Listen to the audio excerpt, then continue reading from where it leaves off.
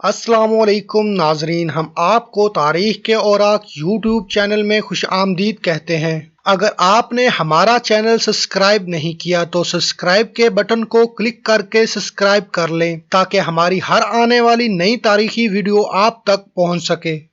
Bryan Robson अब अपने दोस्तों पॉल और जॉन से राब्ता करने की कोशिश कर रहे हैं। उन्हें अपने इन दोनों दोस्तों के पूरे नाम भी याद नहीं है जिन्होंने इन्हें ऑस्ट्रेलिया से हवाई जहाज में एक लकड़ी के डब्बे में बंद करके घर वापस जाने में मदद दी थी। बर्तानिया के शहर कार्डिफ से ताल्लुक रखने वाले ब्रायन उस वक्त 19 बरस के थे जब उन्हें इनके दो दोस्तों ने लकड़ी के डब्बे में बंद करके हवाई जहाज में बुक करवा कर ऑस्ट्रेलिया से लंदन रवाना किया था। उस वक्त ब्रायन लंदन का टिकट नहीं खरीद सकते थे, लेकिन इन्हें अपने घर की याद शिद्दत से सता रही थी और वो वापस अपने घर जाना चाहते थे। ये सफर उनके तस्वर से कहीं ज्यादा तकलीफ दे था और इस सफर में मरते मरते बचे, ताहम वो जिंदा बच गए थे। और अब वो अपने इस नाकाबिले यकीन सफर की कहानी के बारे में बताते हैं। एक नौजवान के तौर पर ब्रायन ने ऑस्ट्रेलिया में इमिग्रेशन के प्रोग्राम के तहत विक्टोरियन रेलवेज में एक नौकरी कर ली थी, लेकिन वो वहां जाने के बाद खुश नहीं थे। वो घर वापस आने के लिए टिकट नहीं खरीद सकते थे क्योंकि वो इस प्रोग्राम के तहत ऑस्ट्रेलिया में 2 बरस तक क्याम करने के पाबंद थे। उनके सफर के अखराजात ऑस्ट्रेलियाई हुकूमत ने अदा किए थे और वापस जाने के लिए उन्हें 800 पाउंड के लगभग ये रकम वापस करनी पड़ी।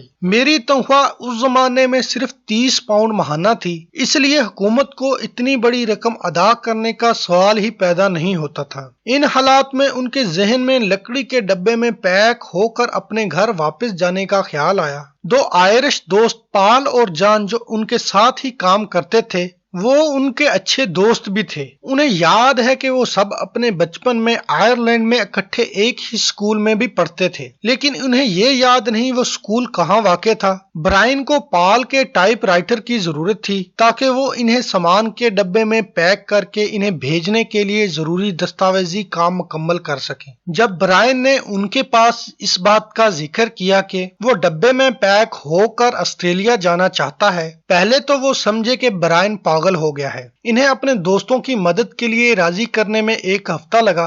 ब्रायन ने कहा कि जॉन हमेशा मेरे साथ था, लेकिन पॉल ये सब कुछ करना ही नहीं चाहता था। दोस्तों ने इत्तेफाक किया कि अगर वो किसी परेशानी में फंस गए तो उनका नाम कहीं भी नहीं लेंगे। उन्होंने उनकी मदद से लकड़ी का एक क्रेट हासिल किया जो एक छोटे फ्रिज के साइज के बराबर था। वो तकिए, एक टार्च, इनका अटैची केस और 2 बोतलें लेकर आए, एक पानी पीने के लिए, दूसरी पेशाब करने के लिए। वो उसमें पैक हो गए। वो उस क्रेट में ना अपनी टांगें फैला सकते थे ना ही मुड़ सकते थे। ये सफर उनके तस्वर से भी कहीं ज्यादा खतरनाक और तकलीफ दे था। उनका मकसद बराह रास्त लंदन जाना था, लेकिन उन्हें उस परवाज में रखा गया जिसे अमेरिकी शहर लॉस एंजलिस के रास्ते से होकर लंदन जाना था, यानी ये इंतहाई लंबा रूट था। ब्रायन को जल्द ही एहसास हो गया कि सिर्फ क्रेट पर ये ऊपर की तरफ रखें लिख देने का मतलब ये नहीं था लोग इस पर तवज्जो देंगे। जब ये त्यारा अपनी पहली मंजिल सिडनी में उतरा तो उनके डब्बे को उल्टा छोड़ दिया गया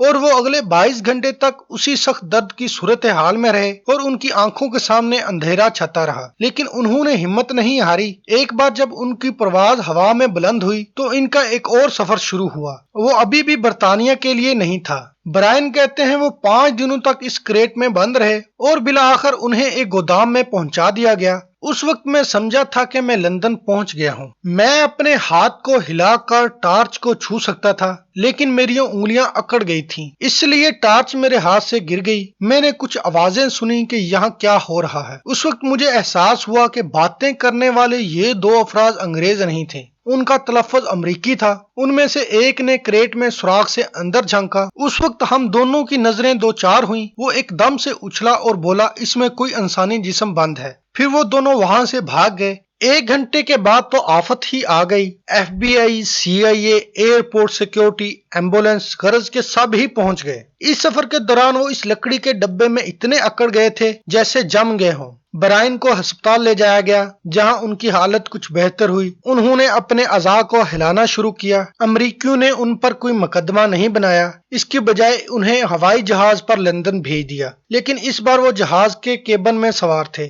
بعد میں انہوں نے اپنی زندگی اپنے خاندان اور اپنے کیریئر کے ساتھ ہنسی خوشی بسر کی۔ ان کی عمر اب 76 سال ہے۔ انہوں نے اپنے اس ایڈونچر کے بارے میں ایک کتاب دی گریٹ اسکیپ لکھی ہے۔